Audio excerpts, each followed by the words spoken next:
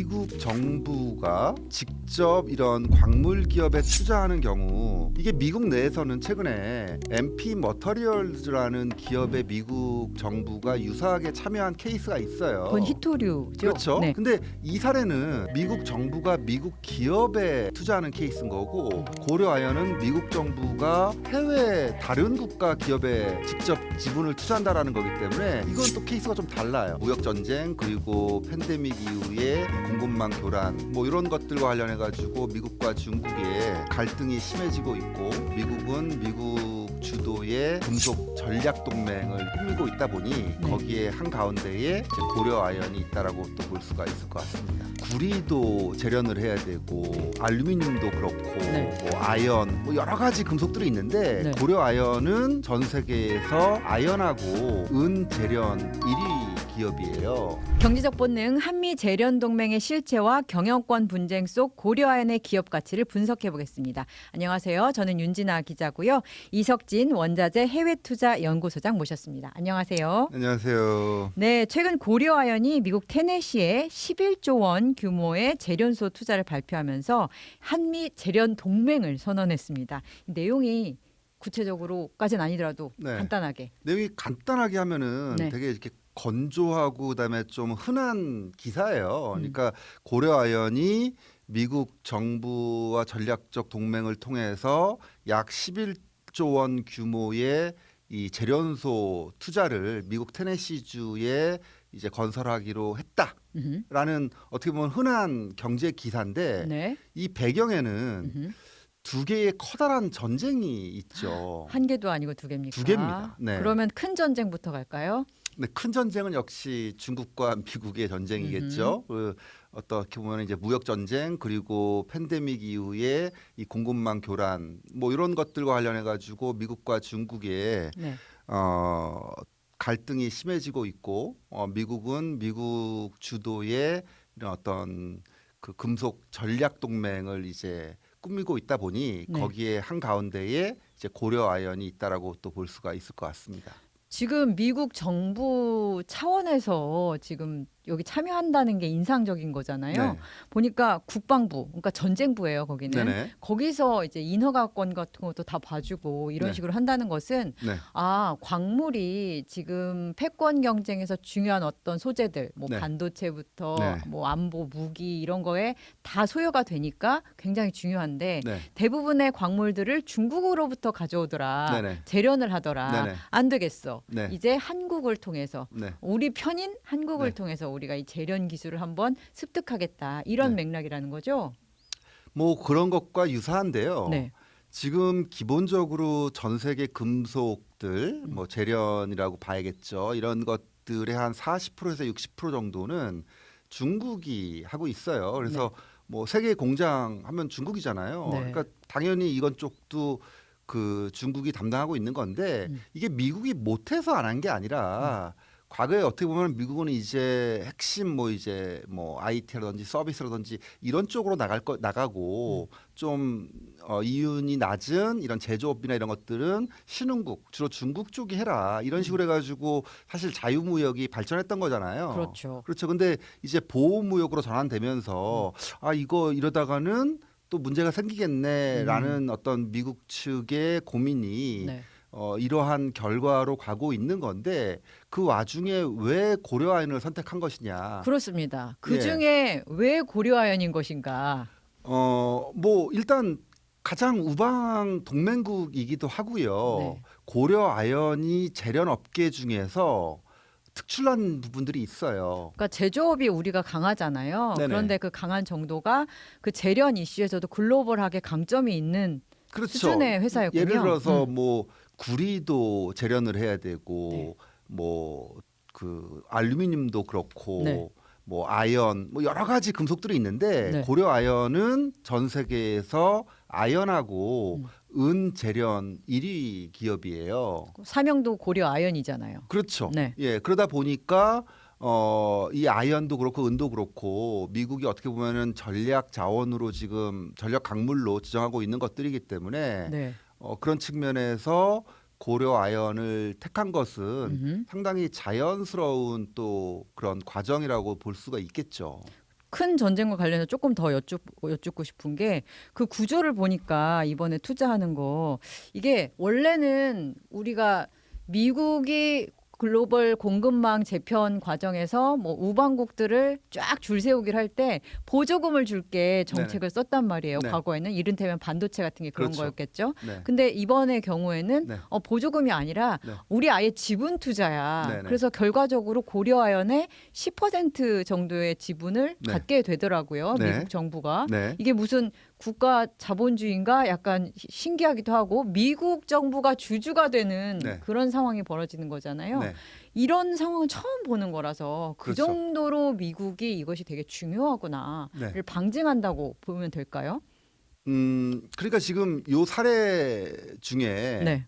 미국 정부가 네. 직접 이런 광물 기업에 투자하는 경우 이게 미국 내에서는 최근에 MP 머터리얼즈라는 기업에 미국 정부가 유사하게 참여한 케이스가 있어요. 그건 히토류죠. 그렇죠. 네. 뭐 그쪽에도 채소 구매 가격을 보장한다든지 뭐 이런 측면에서 이제 약속을 하면서 일정 부분의 지분 투자까지도 하는 그러면서 이제 좀 받쳐주는 지원해주는 그런 역할을 미국 정부가 하고 있는 거죠. 돈 남기는 것만 니네 하라고 그랬더니 네, 다들 안 해서 안 되겠어. 정부가 나선다. 그래야 우리가 중국과 대결할 수 있으니까. 그렇죠. 뭐 거칠게 그런 말하면 이렇게 되는 그런 거겠네요. 측면에서 이제 네. 접근해 보면은 음. 뭐 그럴 수 있다라고 생각이 듭니다. 근데 이 사례는 네. 미국 정부가 미국 기업에 투자하는 케이스인 거고 고려아연은 미국 정부가 해외 다른 국가 기업에 직접 지분을 투자한다라는 거기 때문에 네. 이건 또 케이스가 좀 달라요. 처음 보는 요건 또 이례적인 거죠. 맞습니다. 그래서 이런 것들이 정당화될 수 있는 것인가 그리고 한국의 어떤 국익이라든지 이런 한국의 주주들에게는 어떤 영향을 미칠 것인가 이런 부분들은 또 따로 또 떼놓고 생각을 해봐야 되는 부분들이죠. 작은 전쟁으로 들어가는 맥락을 지금 예, 그렇죠. 토대를 네네, 놔주셨는데요. 네. 그 작은 전쟁은 이제 경영권 분쟁이겠죠. 그렇죠. 근데 그 경영권 분쟁의 주요한 뭐 논거가 될까요? 그러면 주주들 입장에서는 네.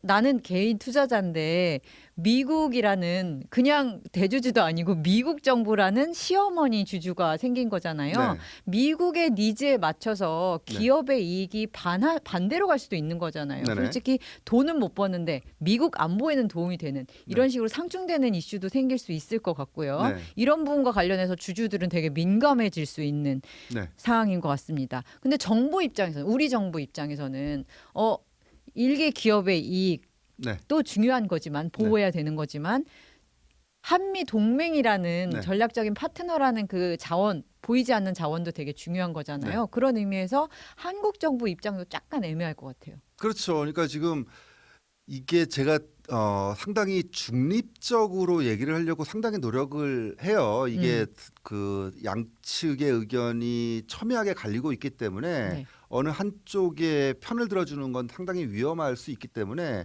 저 스스로도 상당히 중립적으로 네. 이 사안을 설명을 해드려야 될 것 같은데 네. 그러기 위해서는 왜 도대체 이런 논쟁이 생긴 것인가? 작은 전쟁. 그렇죠. 그것은 무엇인가? 그 시작을 살펴봐야 돼요. 네, 네. 이게 두 가문의 전쟁인데요. 음. 이 고려아연과 영풍이라는 또 이 지주 기업이 있습니다. 한 75년 정도 거슬러 올라가야 되는데요. 네. 장씨 가문과 채씨 가문이 합쳐서 1949년도에 사업을 시작을 해요. 네. 이제 무역업부터 시작하죠. 그런데 이제 박정희 정부 들어서 이제 재련업을 좀 더 키워야겠다라는 정부의 방침에 따라서 최초의 이제 재련소가 설립되는데 그게 그 석포 재련소라고 경북 봉화에 있습니다. 이 석포 재련소는 장씨 집안에서 이제 주도를 한 거고요. 네. 약 4년 후에 최씨 집안이 이 울산의 온산 재련소를 또 설립을 해요. 네. 그게 고려 아연이에요. 그러니까 이게 정확하게 표현인지 모르겠지만은 그 두 의형제 같은 집안이 장씨 가문이 좀 성골 같다면은 최씨 집안은 좀 육두품 같은 거죠. 왜냐면은 재련소 시작을 장씨 집안이 했었고 네. 후발로 이제 최씨 가문이 뛰어든 거기 때문에 그리고 또 이 고려 아연의 또 상당한 지분을 영풍이 갖고 있고요. 그렇죠. 그러니까 영풍이 일종의 아빠 기업이고, 그렇죠. 자녀 기업이라고 계열사 뭐 형기업, 동생기업 뭐 이 정도로 볼 수 있을 것 같아요. 계열사니까. 네, 근데 어떻게 보면 이제 운명의 장난인지 모르겠는데 이 봉화의 석포제련소는 갈수록 쇠퇴하고 뭐 규제도 커지고 반면에 울산의 온산제련소는 계속 확장하고 그러면서 영풍의 제련 사업은 쇠퇴하고 고려아연의 이 제련 사업은 계속 확대되는 이런 과정으로 갔단 말이에요. 네. 그러다 보니까 이게 1세, 2세까지는 괜찮았는데 지금 3세예요.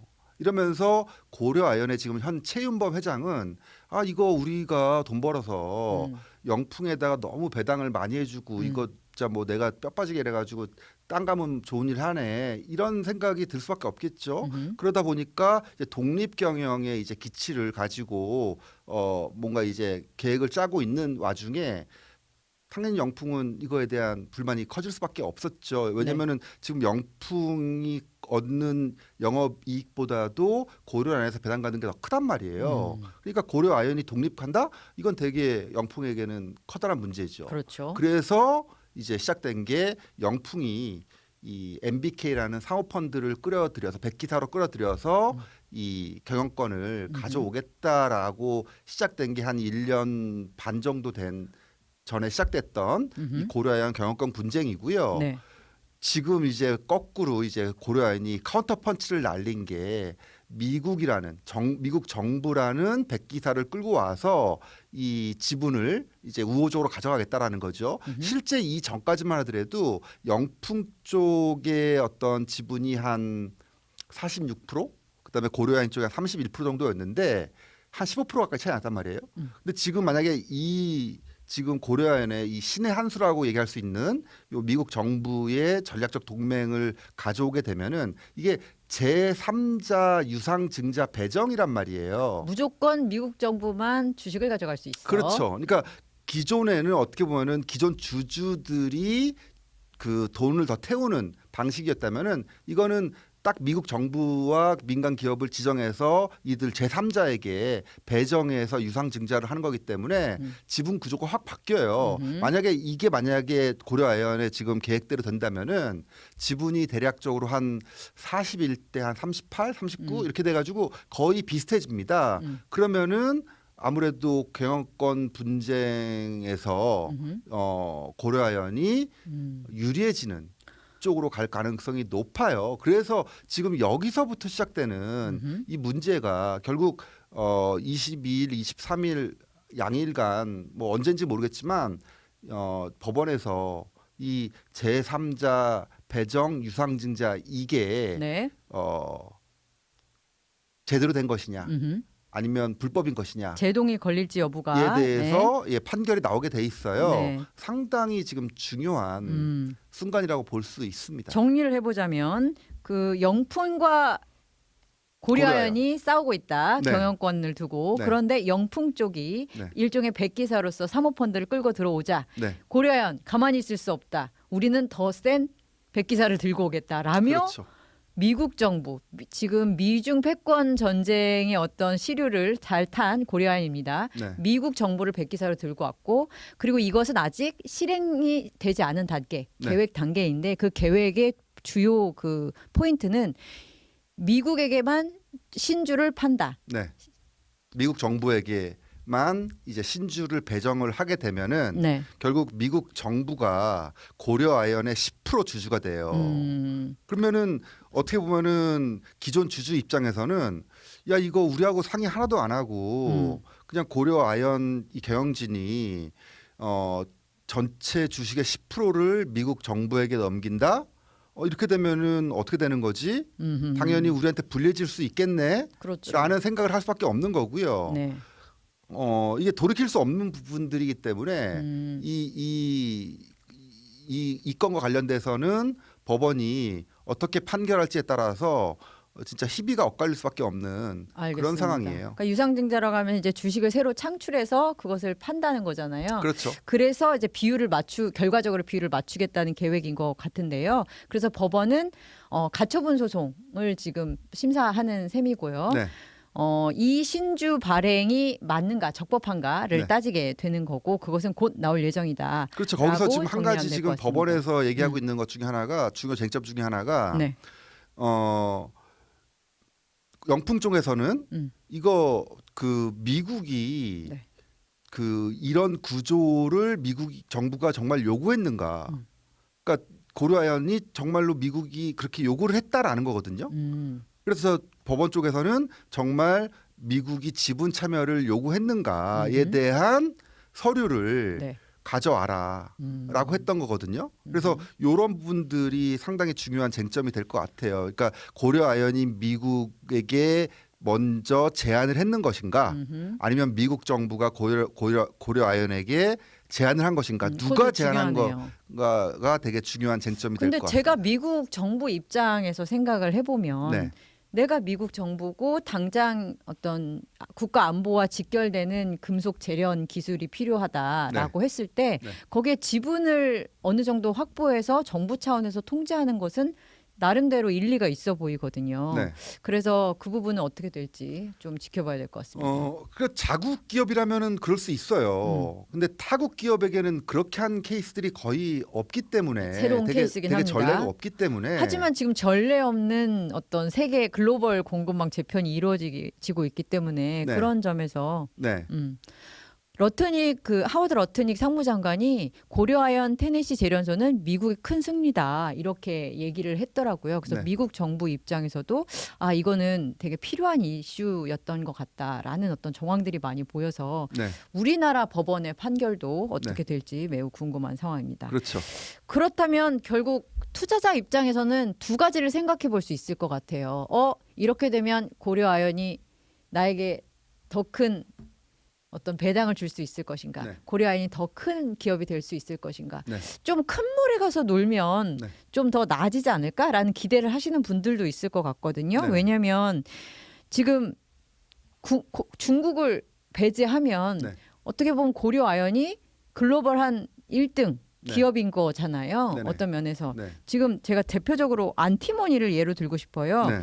고려아연이 이제 생산해 줄 거라고 기대하는 이제 네. 광물이거든요. 네네. 이게 안티모니가 뭐 탄약에 필요하고 네. 굉장히 안보 이슈와 관련된 그 광물이더라고요. 그래서 미국이 안티모니를 대부분 수입을 하는데 네. 중국으로부터 수입하는 게 70%가 넘어요. 네네. 그러다 보니까 만약에 이제 고려아연이 이 안티모니까지 생산하는 어떤 재련 기술에 이르게 된다면 네. 그 상황에 이르게 된다면 네. 뭐 미국도 좋지만 고려아연 자체한테도 굉장히 기업으로서 이익이 되는 측면이 있지 않을까. 왜냐하면 공급처가 확실하고 네. 그다음에 유일하고 중국을 제외하고 되게 그러면 기업 가치도 올라가고 주주 입장에서도 괜찮은 거 아닌가 이런 생각이 드는데. 그렇게도 볼 수가 있겠죠. 네. 근데 이제 이 지금 뉴스가 고려아연에게 좋은 것인가 안 좋은 것인가는 당연히 주가를 보면 알 수 있을 거예요. 그러니까 주주들 그다음에 시장에서 지금 이 이걸 뉴스를 어떻게 보고 있는가. 어떻게 평가하고 있는가. 뉴스 나왔을 때는 급등을 잠깐 했었습니다. 근데 또 시간이 지나서 하루 이틀 지나니까 다시 주가가 제자리로 돌아왔거든요. 그러니까 이 뉴스 이전과 이후의 주가 수준은 큰 차이는 없어요. 그 얘기는 시장에서도 이 뉴스가 긍정적인 부분과 부정적인 부분이 정확히 반으로 갈려져 있다. 그러니까 시장에서도 이게 되게 중립적 정도로 지금 뉴스를 판단하고 있다는 거예요. 그러니까 좋게 보면은 고려아연의 새로운 성장 동력이 돼서 향후에 어떻게 보면은 기업 가치가 더 올라갈 수도 있을 것이다. 네. 이 미국이라는 커다란 시장을 또 확보하는 측면에서 보면은 네. 그런 측면이 있고요. 또 하나는 이러한 플러스적인 측면을 얻기 위해서 고려아연이 지는 리스크가 오히려 그 이상이다. 예를 들어서 이 재련소를 완공하는 과정에서 채무 보증을 해야 되는데 채무 보증을 무려 130% 가량 투자금의 130% 가량까지 보증하는 게 이게 맞는 것인가? 그다음에 이렇게 됐을 때 고려아연의 재무적인 부분들은 지표들이 더 나빠지는 거 아닌 것이냐.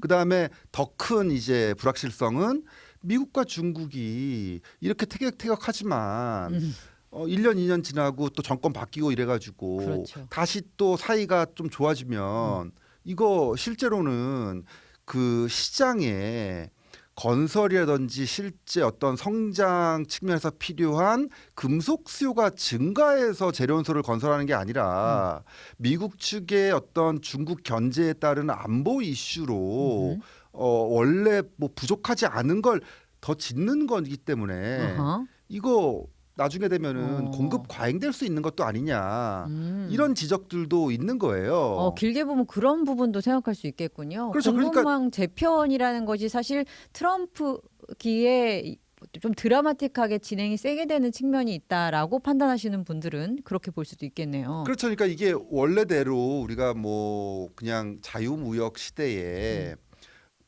건설 수요 무슨 뭐 인프라 수요 이런 것들 때문에 금속 수요가 급증하는 그런 과정에서 재련소를 더 증설해야 된다. 이건 충분히 이해가 되는데 네. 지금 뭐 글로벌 경제 성장률이라든지 뭐 여러 가지 측면을 따져봤을 때는 재련 수요가 그렇게 많이 필요한가? 또 이런 지적들도 있거든요. 네. 그러니까 만약에 중국과 미국이 좀 사이가 좋아지면 그렇죠. 대탕트가 또 다시 오면 새로운 협약을 통해서 어허. 이게 또 마무리된다면 또 다자간 또 무역이 다시 또 활성화된다면 그러면 또 뭐 닥쳤던 개 뭐 지붕 쳐다보는 그런 상황으로 갈 수 있는 건 아닌가? 미국이 만약에 손을 빼면은 어떻게 되는 거지? 뭐 이런 식의 또 여러 가지 또 지적들이 있을 수 있잖아요. 그래서 이게 그렇기 때문에 네. 지금 시장에서 이 주가가 그대로 유지되고 있는 게 이게 긍정적인 요인과 부정적인 요인이 팽팽하게 지금 맞서고 있는 게 아닌가. 알겠습니다. 그러니까 불확실성 측면이 굉장히 많은 상황이기 때문에 그렇다고도 볼 수 있을 것 같은데요. 그럼에도 불구하고 현재로부터 이제 어느 순간 대탕트의 기운이 올 수도 있겠으나 최근 뭐 몇 년 동안은 고립주의, 보호주의, 그 다음에 뭐 광물과 관련해서도 굉장히 공급망 재편, 블록화 이런 경향은 좀 진행될 것으로 보여지잖아요. 이를테면 중국도 당장 대미 수출 통제 강화 품목을 일일이 다 지정하고 만약에 미국에다 갖다 팔면 개인이든 조직이든 뭐 국가든 가만 안 둬 이런 것을 천명하는 걸 보면 네. 그리고 유럽도 마찬가지로 국방비 지출을 막 늘리고 있으면서 필요한 광물 수요들이 막 생기고 있잖아요. 네. AI도 마찬가지입니다. AI나 반도체 발전을 위해서도 굉장히 필요한 광물들이 많은데 그것과 관련해서 중국한테 어떤 돈을 줄 수는 없다. 자원을 줄 수 없다. 이런 인식이 너무 좀 강해지고 있는 경향성이 있어서 고려아연의 선택 자체가 굉장히 납득하기 어렵다. 라고 보긴 보여요. 겉으로 보기에는. 그렇죠. 그런데 파고 들어가면 말씀하셨듯이 근데 그걸 한답시고 빚을 너무 많이 지는데 채용부를 너무 많이 하는데 그리고 미국 정부에 그렇게 지분을 많이 주게 되면 그 한국 기업이라고 할 수 있어?부터 시작해서 많은 쟁점들이 이렇게 쭉쭉쭉쭉 생기게 되잖아요. 그렇죠. 그런데 그거를 어떻게 보면 정치 경제가 모두 합쳐진 이슈 같은데 네. 법원에서 그 유상증자 관련해서 가처분 소송 판단을 내리기가 네. 너무 부담스러울 것 같다는 생각이 드네요. 맞습니다. 어떻게 내가 법관이면 이런 중대사를 왜 네. 나한테 배당이 됐지 되게 슬퍼할 것 같은데요. 그렇죠. 그래서 사실 어떻게 판결이 나와도 네. 뭐 한쪽에서는 납득하지 못할 거예요. 그럼요. 네. 그래서 이게 가처분이거든요. 가처분 네. 소송이거든요. 일단 하지 말아봐. 요 그렇- 정도잖아요. 그렇죠. 그러니까 이게 법원에서는 좀 더 시간이 필요한 사건이라고 본다면은 가처분을 받아들이고 본안 소송으로 이제 넘기겠죠. 그러면 아마 이 사건이 좀 더 장기화될 가능성이 높아요. 네.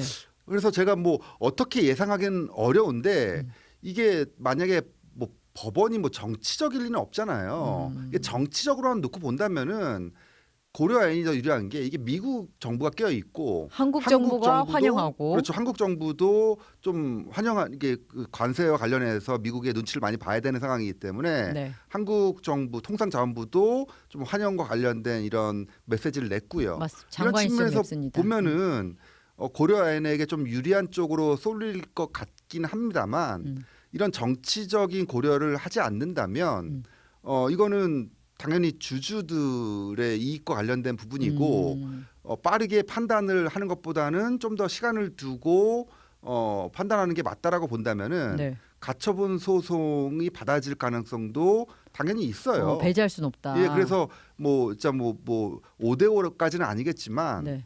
저는 가처분 소송을 받아들일 수도 충분히 있는.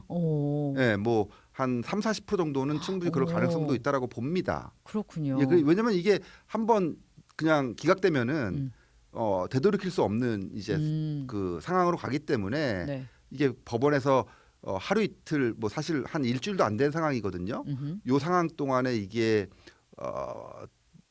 논쟁 쟁점들이 완벽하게 정리된 건지 네. 이런 것들이 확신이 없기 때문에 좀 더 시간을 두고 법정 다툼을 끌고 갈 가능성이 있어 보이고요. 네. 이 모든 것들에서 지금 제일 지금 해피한 거는 사실은 로펌들이죠.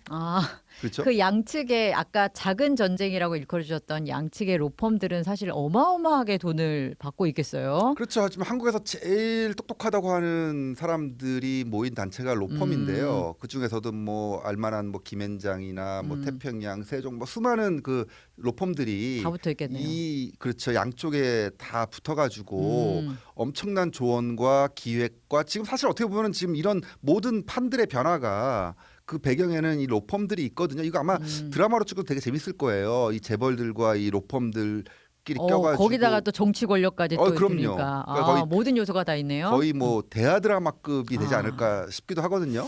근데 거기에 MBK가 있잖아요. 그렇죠. 그러니까 영풍 쪽에 고려아연의 맞은편에 있는 MBK는 사실 이미지가 일반인들한테는 좋지는 않아요. 왜냐하면 손을 대는 족족 뭔가 성공시킨 예는 없었다. 뭐 대표적으로 가장 비근한 뭐 홈플러스 있죠. 뭐 성공시켰습니까? 없다 보니까 조금 고려아연의 근데 미국이랑 또 전략적인 동맹 그러면은 좀 키워드만 놓고 보자면 좀 그쪽이 좀 여론상으로 좀 괜찮다는 인상도 받거든요. 근데 말씀하셨던 주주 가치랑까지 종합해서 봤을 때는 좀 다른 얘기가 나올 수 있습니다만. 그렇죠. 근데 뭐 지금 잠깐 그 부분에서 이제 그 수정할 거는 MBK가 성공한 것 케이스도 꽤 많아요. 뭐 있어요? 뭐 제 기억으로는 뭐 웅진 뭐 이런 것들도 있었고요. 웅진 코웨이가 근데 비상하진 않았잖아요. 그냥 이제 평타 치진 아니요. 어쨌든 간에 MBK가 한국에서 제일 큰 사모펀드이기도 하고 그 MBK의 어떤 회장인 이 김병주 그 회장이 그 재산이 뭐 엄청 많잖아요. 이런 걸 추론을 해봐도 MBK의 이런 사모펀드 활동이 상당히 이익을 많이 냈다라는 것은 분명한 사실이죠. 그러니까 성공 사례도 많아요. 제가 정확히 기억 안 나지만 성공 사례도 많고요. 또 최근에 이제 홈플러스 사태 때문에 이제 또 뭐랄까 좀 비난을 받는 측면들이 분명히 있죠. 그렇게 잘하는 것 같지 않다 이런 느낌이 좀 있거든요. 그렇죠. 그래서 사실 이 영풍 MBK 연합에 그런 좀 부정적인 이미지가 생긴 건 사실인데, 근데 지금 고려아연에서 과거에 이런 점들을 지목하면서 이게 사실 해외 자본에게 국가의 어떤 핵심 기술이 넘어가는 거 아니냐라는 지적이 있었단 말이에요. 고려아연 쪽에서 주장이 있었는데 또 지금은 거꾸로 또 해외 상업펀드가 아니라 아예 해외 국가 정부를 백기사로 끌고 온 거기 때문에 서로 데려온 백기사들이 다 외국인 건 마찬가지다. 그렇죠. 이렇게 되면 또 어떻게 이거를 또 해야 되는가. 뭐 명분 면에서는 사실 둘 다 그렇게 할 말은 많이 없어 보이고요. 결국 경영권 분쟁이 본질이었다. 그런데 그 과정이 미중 패권 전쟁의 어떤 시기 속에 맞물려서 굉장히 드라마틱하게 펼쳐지고 있다. 정확한 지적이죠. 그리고 그 과정은 지금 분기점은 법원의 그 결과에 달려 있다. 이렇게 정리를 하면 될 것 같습니다. 굉장히 혼란스러운 시기인데요. 금과 은은 또 어떻게 움직일지도 여쭤봐야 되거든요. 그건 다음 시간에 마저 여쭤보도록 하겠습니다. 이석진 원자재 해외투자연구소장과 이야기 나눴습니다. 감사합니다. 고맙습니다. 믿을 수 있는 정직한 보험 전문가가 객관적으로 점검해서 최적의 솔루션으로 합리적인 대안을 제시하는 마이보험 체크를 소개합니다. 마이보험 체크는 보험 가입자의 이익을 중요하게 생각합니다. 35개의 손해보험, 생명보험사를 비교해서 보험료는 저렴하게, 가입 보장 크게 가입할 수 있도록 도와드립니다. 기존에 가입하셨던 실손보험료가 너무 많이 올라서 점검이 필요하신 분들 있으시죠? 이번 기회에 보장 분석 상담 받으시기를 추천드립니다. 양심적인 보험 전문가들이 가입된 보험 전체를 분석한 후에 고객의 상황에 맞게 맞춤형으로 보험을 리모델링 해드립니다. 마이보험 체크에 연락하셔서 무료 상담 받으시고 합리적인 보험 설계도 받아보시기 바랍니다. 상담 신청하실 때에는 경제적 본능 방송 보고 신청했다고 말씀하시면 됩니다.